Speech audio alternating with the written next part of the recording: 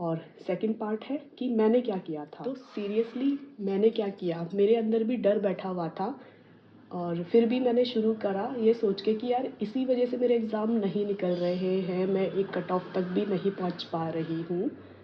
तो फिर जैसे कॉलेज में तो सिर्फ एग्ज़ाम पर्पस के लिए पढ़ा था और उसके बाद उसे तो हम काउंट भी नहीं कर सकते क्योंकि हम पढ़ते हैं और एग्ज़ाम दे देते हैं, ठीक है। तो मेरा फर्स्ट स्टेप था कि सेल्फ स्टडी एमसीक्यू प्रैक्टिस के साथ मैंने पढ़ा, जो मुझे मेरी कोचिंग में या फिर जो मैंने खुद से भी पढ़ा है कि क्या पढ़ा है मैंने इसे मीन्स जैसे हम लोग आप देख सकते हैं कि जो भी ये लॉज है, चलो सीआरपीसी मैंने पूरी पढ़ ली थी सेल्फ स्टडी से भी, तो मैं पहले पूरा हाईलाइट कर देती थी, लेकिन उसके बाद मैंने शुरू करा जो सिर्फ हमारे जैसे हम एमसीक्यू प्रैक्टिस करते थे तो उसमें जो क्वेश्चंस पूछे थे उस हिसाब से मैंने सिर्फ उन्हीं उन्हीं को मार्क करा है जो कि इम्पॉर्टेंट या इसमें जैसे कहते हैं ना कीवर्ड्स हैं, तो मैंने सिर्फ कीवर्ड्स को पॉइंट आउट कर दिया, अंडरलाइन कर दिया।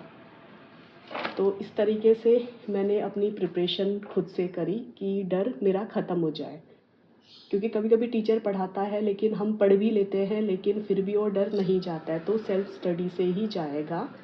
और सेल्फ स्टडी का मतलब ये नहीं है कि आपको कोचिंग नहीं लेनी है, आप कोचिंग भी लेके साथ में सेल्फ स्टडी करनी है, जो टीचर ने पढ़ाया वो भी पढ़ना है, जो नहीं पढ़ाया वो भी खुद से पढ़ना है।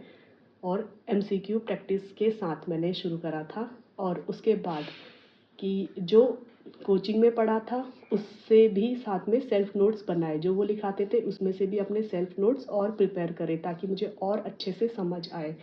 और डायरेक्ट में जिस भी लैंग्वेज में समझ आता है मैं उसमें ही लिख देती थी, जैसे इंग्लिश तो हिंदी और इंग्लिश को मिला के मैं लिख देती थी साथ में कि इस टॉपिक पे ऐसा ऐसा है। तो जैसे आप देख सकते हैं यहाँ पे मैंने कुछ हिंदी में भी लिखा है और जैसे यहाँ पे मैंने लिखा हुआ है कि जैसे पब्लिक सर्वेंट ने कंप्लेंट फाइल की लेकिन मजिस्ट्रेट को लगा कि ज़रूरी है एग्जामिनेशन, मतलब मजिस्ट्रेट फिर भी करेगा। जैसे कहीं कहीं पे पब्लिक सर्वेंट के द्वारा कंप्लेंट फाइल होती है तो उसमें ये माना जाता है कि पब्लिक सर्वेंट ने पहले से ही इन्वेस्टिगेशन, जैसे मैंने यहाँ पे लिखा है कोई सब्सटेंस नहीं है। हाँ, जिस भी लैंग्वेज में मुझे समझ आया मैंने लिख दिया है, इसका मतलब यही है। और उसके साथ साथ भी मैं बेयर एक्ट पे खुद से भी लिख रही हूँ अपनी इंग्लिश में, हिंदी इंग्लिश को मिला के जो कीवर्ड्स है उनको अपने जो मेन सेक्शन है उसके आगे लिख ले रही हूँ कि हाँ इस तरीके से, ताकि मुझे समझ आ जाए बाद में जब भी मैं रिवीजन करूँ। जैसे मैंने यहाँ पे नॉट लाइकली को बिल्कुल हाईलाइट करा है गोला बना के, तो जैसे यहाँ पे मैंने लिखा है not likely to prejudice the accused, ठीक है। तो जैसे सेम ट्रायल न्यू ट्रायल मैंने इस तरह से हाईलाइट कर दिया है खुद लिख के कि हाँ, कि ताकि मुझे ये याद रहे कि यहाँ पे क्या क्या लिखा हो सकता है। और ज़रूरी है कि अगर आपको लगता है बहुत ज़रूरी है तो आप नोट्स भी इंग्लिश में बना सकते हो सिर्फ अपने समझने के लिए। तो अभी मेरी वो नोटबुक यहाँ पे नहीं है जिसमें मैंने इंग्लिश में प्रॉपर लिखा होगा, नहीं है यहाँ पे। इसी में जब मैं सीआरपीसी की तैयारी कर रही थी तो मैंने हिंदी इंग्लिश मिला के नोट्स बनाए हैं, तो आपको दिख सकता है यहाँ पे। जो टॉपिक बिल्कुल ही टफ थे जिसमें मुझे लगता था बस ये तो मैं कर ही नहीं सकती, जैसे कुछ बहुत ही लंबे सेक्शंस होते हैं, तो मैंने उसमें जैसे लिखा है कोई मजिस्ट्रेट, इस तरीके से शुरू में लिख दिया है ताकि मुझे अच्छा, जैसे कितने दिन तो लिख दिया है not exceeding 7 days in aggregate. इस तरीके से मैंने अपने हिंदी इंग्लिश मिला के नोट्स बनाए हैं, क्योंकि जब एग्ज़ाम होता है फ्लो में मैं इंग्लिश लिख लेती हूँ, पर समझने के लिए क्योंकि हम हिंदी स्टेट से आते हैं तो हमें हिंदी ज़्यादा समझ आती है, भले हम लिखते इंग्लिश में हैं। तो अब मुझे इसलिए डर भी नहीं लगता है, मैं हिंदी इंग्लिश में लिख के अपने नोट्स बना लेती हूँ समझने के लिए। समझ आ जाएगा तो मैं उसे हिंदी या इंग्लिश प्रॉपर उस भाषा में लिख सकती हूँ।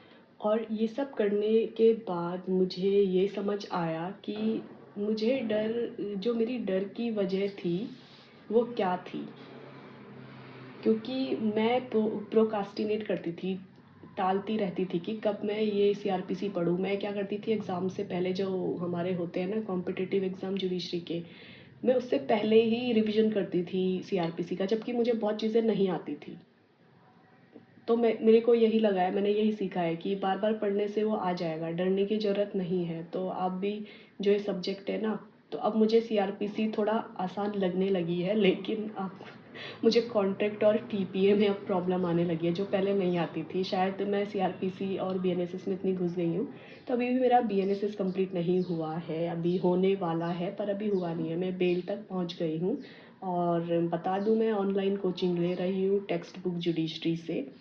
तो अगर आपको लेनी है आप ले सकते हो। जुडिशरी गोल्ड भी अच्छा है, वो वहाँ से भी मैंने पहले कोविड के दौरान मैंने करा था, लेकिन उस टाइम मेरा मास्टर्स चल रहा था एलएलएम, तो मैं क्लासेस कंप्लीट नहीं कर पाई थी, मेरा ध्यान मास्टर्स पे था। चलो इसे पढ़ लेते हैं अच्छे से। फिर कोचिंग मैंने गलत टाइम पे लगा ली थी, या मास्टर मैंने गलत टाइम पे करा था, आप समझ सकते हैं। कोचिंग तो मैं दोबारा कर लेती, लेकिन मास्टर्स का एक टाइम होता है ना कि इस टाइम पे करना है तो करना है। बाकी अगर आपको मेरा वीडियो समझ आया, नहीं भी समझ आया, जो भी है, अगर आप कुछ कहना चाहते, सजेस्ट करना चाहते हो, तो कमेंट कर दीजिएगा। और thanks for watching my video.